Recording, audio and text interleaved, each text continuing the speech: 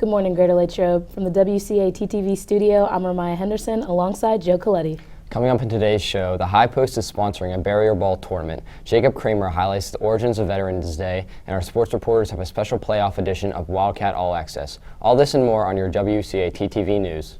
Now through Wednesday, November 16th, Student Council is asking each classroom to donate non-perishable food items for the Thanksgiving Basket Service Project. Each teacher has received a list of items needed to supply a Greater Latrobe family in need with a Thanksgiving meal. Please take this opportunity to help those around you. For less than $2, you can help give a local family a special meal. Food items will be collected until Wednesday, November 16th. The baskets will be assembled that afternoon, so please turn in your items by Wednesday. Thank you for your generosity. Each year, nearly 40 families have been able to receive food baskets for both Thanksgiving and Christmas through this project. Seniors are asked to check your email from November 7th to complete the Google form for diploma information.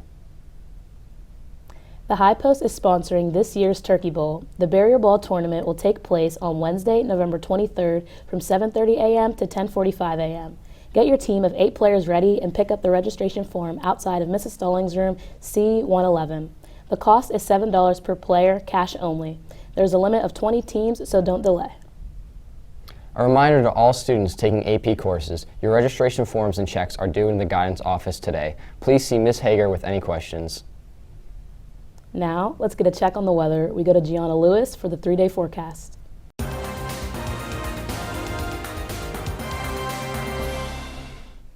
Hey Wildcats, today we have a high of 70 and a low of 39 with sunny skies. Tomorrow we will have a high of 64 and a low of 54 with a 100% chance of rain. And lastly, on Saturday, we have a high of 57 and a low of 34 with a 50% chance of rain. That's all for weather. Thanks, and back to you. Thanks, Gianna. Tomorrow we honor those who have served our country. Reporter Jacob Kramer has a story on the meaning behind the day.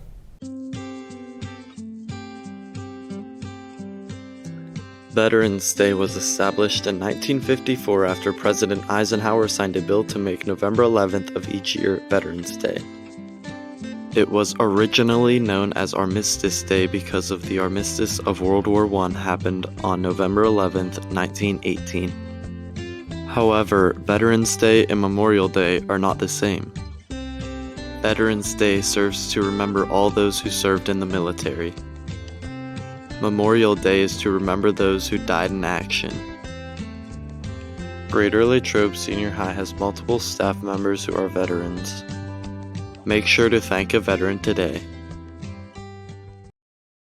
Thanks, Jacob. Wondering what's on the menu today? Here's Quinlan Mulroy with What's Cooking.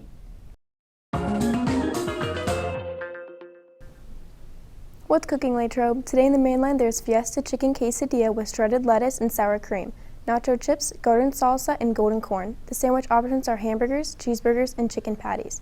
The pizza options are cheese and pepperoni pizza. The soup of the day is Cook's Choice. In the grab-and-go bar, we have fresh salads and deli hoagies. That's What's Cooking, and thanks, and back to you. Thanks, Quinlan. The following colleges will be in the Commons area during Lunch and Learn.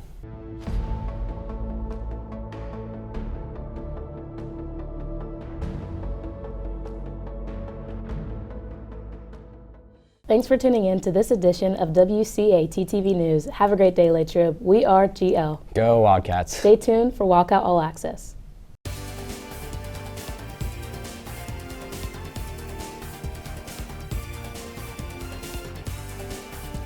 Good morning, Greater Latrobe. Welcome to a special playoff edition of Wildcat All Access, where we bring you news from all of our Greater Latrobe Wildcat teams. I'm your host, Ramaya Henderson.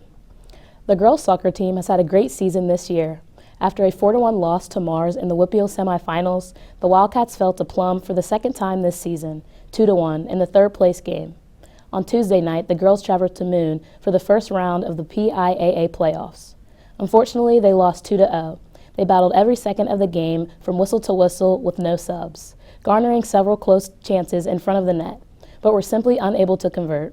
Ultimately, Moon ended up scoring on a 2 set-piece corners, but the Wildcats continuously shut down last year's state champs in the run of regular play. Seniors McKenna Malone, Chloe Boyette, and Sophia DeSerb played a huge role in leading the team to their first WPIAL playoff game win. Every moment was well-deserved on and off the field. Congratulations, girls, on an outstanding season. The cross-country team traveled to Hershey Park this past weekend for the PIAA championships. Here's reporter Emily Sweeney with the race results. Thanks, Ramaya. The weather over the weekend was unseasonably warm and many runners were unable to finish the championship race, but luckily all of our runners made it to the finish line. Emerson Skittel and Carly Burke both competed against 232 of the best runners in the state. Emerson finished with a time of 20 minutes and 47 seconds, placing her 61st, and Carly ran the course in 21 minutes and 47 seconds, giving her 130th place. August Lawrence placed 135th out of 242 runners and had a time of 18 minutes and 58 seconds. Also, congratulations to August for being the Letterman's Club Athlete of the Week. August led the cross-country team as the top runner in every meet this season. August ran some very fast times this season, placing him among the best Wildcats ever. He was not only the fastest Wildcat this season, but was among the best runners in the area, finishing third at the county championships and in the top 20 at the WPIAL championships. Congratulations, August, and congratulations to the team for a great season. Back to you, Ramaya. Thanks, Emily. The football team continues their history, making playoff run tomorrow night. Here's reporter Richard Hillwig with the story. Thanks, Ramaya. On Friday, the team traveled to Highlands to face off against the Golden Rams for the first round of the WPIAL 4A playoffs. Things didn't start the way the team hoped for as they trailed early in the first quarter, 7-0. But the response from the Wildcats came as John Wetzel found Corey Borio from 14 yards out to tie the game at 7 after 1 quarter of play. But after a turnover-filled second quarter, Highlands would take a 14-7 lead into halftime. But Greater Latrobe got their response, however, as John Wetzel found Connor Lakin from 7 yards out to tie the score at 14 early in the third quarter. And after another Highlands touchdown, Robert Fulton scored his first touchdown of the night to once again tie the score, this time at 21. After a scoreless fourth quarter, the game headed to overtime. The Wildcats got the ball first and took advantage as Fulton took it in from 7 yards out to give Greater Latrobe their first lead of the night. And after stopping Highlands on first and second down, Jaton Williams got the game-sealing interception, and the game ended at 28-21 Wildcats. In the words of Coach Brady, the team answered all night. And with that, they're headed back to Thomas Jefferson for a rematch with the Jaguars.